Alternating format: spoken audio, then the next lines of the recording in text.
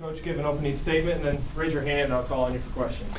Obviously not the kind of game that, not the performance we were looking for. And that being said, open to questions. James, right in front left, front right, Coach. Mara, for 6 weeks, the identity of this offense included running the ball back-to-back weeks under 100 yards, under 25 carries attempted.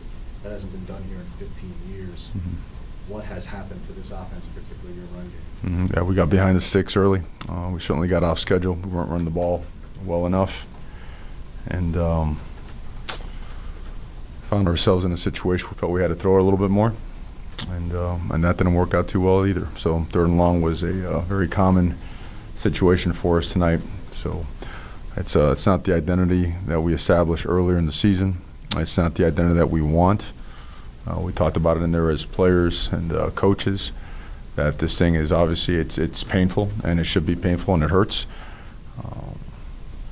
and that we are as a team, you know, we do what we do. We go back to work and assess how we can do things better and stick by each other, knowing that this is obviously a tough one to swallow, because we felt we practiced well, we felt we had a good week of preparation, and it did not translate to a good performance. We clearly understand that. There's no way to sugarcoat it, and we didn't. And that being said, that starts with all of us and myself first as a head coach, and all of us as coaches. And the bottom line is it's just not anywhere near the performance that's good enough for us or what we've become accustomed to. I go to your left, Coach Ryan. Mario, the defense held them to 3 field goals in the first half, but it seemed like after that, did they kind of run out of gas a little bit? I thought the defense did a really good job giving us an opportunity to change the momentum. You know, a couple of short fields there, an interception to start the second half. I thought those guys, look, I think everybody really tried hard.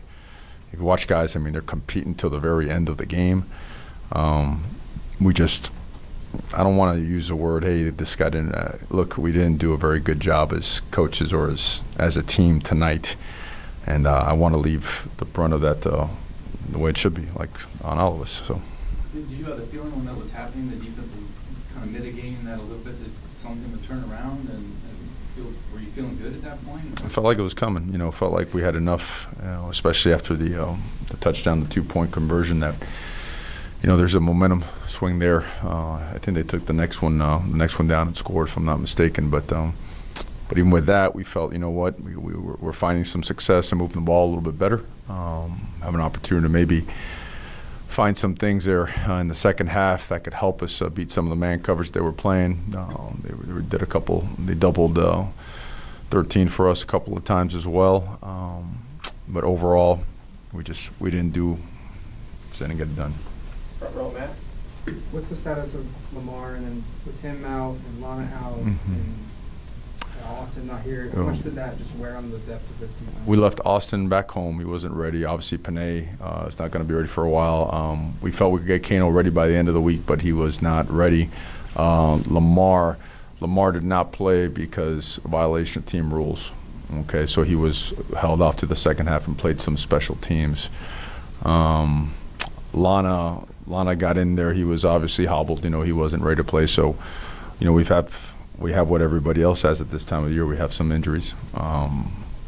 We got to do a better job helping our team being able to overcome those injuries. Do we miss those guys? Yeah, I'm sure everybody misses their starters when they go down.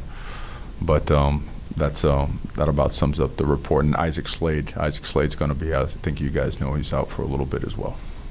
More front row. Mario, 2 consecutive weeks that this offense has significantly struggled. As a coach, what can you do to ignite them? They certainly have the offensive firepower to score points, but as a coach, what can you do? Well, schematically, you know, the things that we were successful at in the first 6 weeks are things that we felt that we could lean on in these last couple games. And in the second half of last week, it showed. You know, we were able to move the ball on the possessions that we had and score points.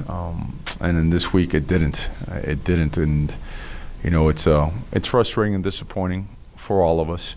And I'm always going to point to we got to coach it better. You know, I think technique and fundamentals are things that always got to stand out when you assess a performance, right? It's not so much the plays, but it's how you actually execute the plays, and that's, you know, fundamentals and technique.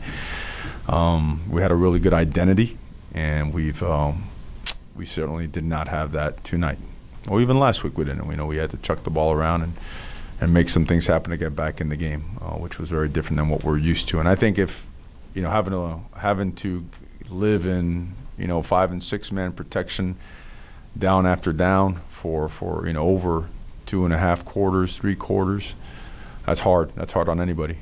And that's not us. That's not us. But to avoid that, it's got to be the other way, right? You've got to start fast. You've got to get things, you know, you got to get things in a way where you're able to have your identity show. So it's more than just going back to drawing. You got to assess every little bit of it, right? You know exactly what you're doing, who you're doing with, and how we can do things a whole lot better, and maybe things that we just cannot do well right now, just go to something else.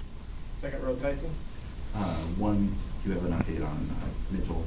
And two, but before he went down, I think more than half of Justin's targets have been to him. Is this a product, and it's no secret that other teams know that he's your guys' #1 guy. Is that a product of him just being the only guy getting open, or you guys got to do a better job of spreading the ball around? Well, it's hard. You know, when people play man coverage, the windows are going to be tight. You know, they're certainly going to be tighter. So assessing to see, you know, where there was good separation, where we're on target or whatnot, that'll take some film study to see where we're at. Obviously, Dylan has been a guy that he's been the go-to guy for a while.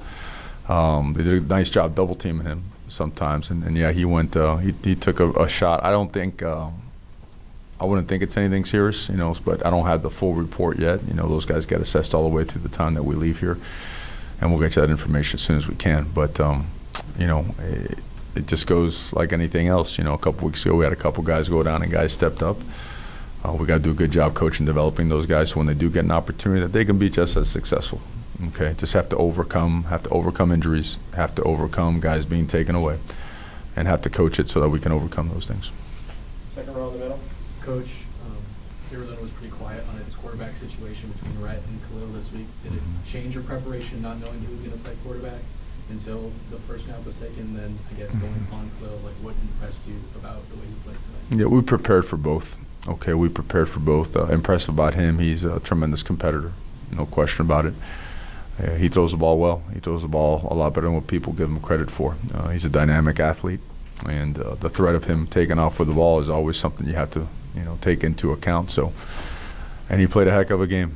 He played a heck of a game. When they needed to play, he would make it. So, again, really good football player. Go to the left, Bree.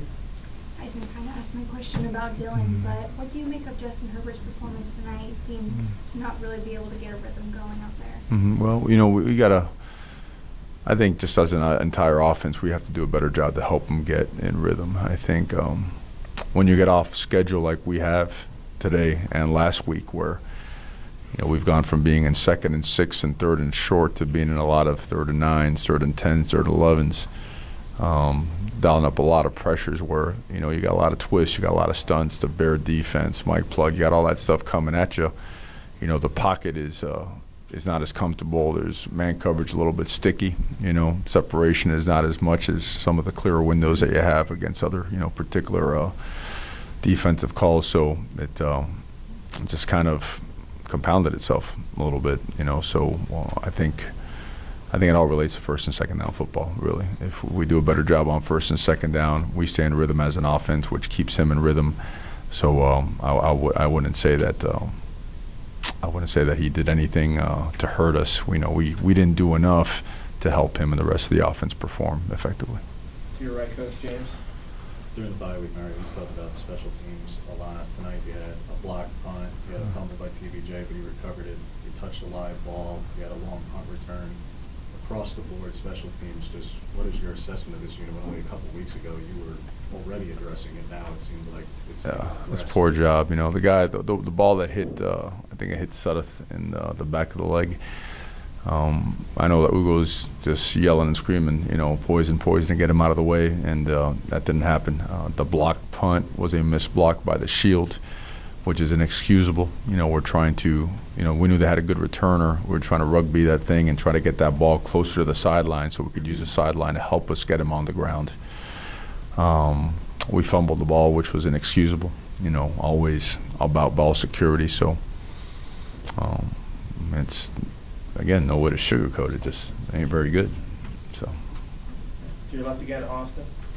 Mario, Tony hadn't had a carry in a few weeks. He got the start tonight. I think CJ had 6 carries or so. What went into the running back rotation tonight? Well, we felt that Tony had a really good week of practice, and he had been coming on the past couple weeks, and he just showed like he was ready to go, and felt confidence in him as an explosive player to give us an opportunity, you know, to maybe make some more explosive plays. He's really, it's just a matter of he's earned more time.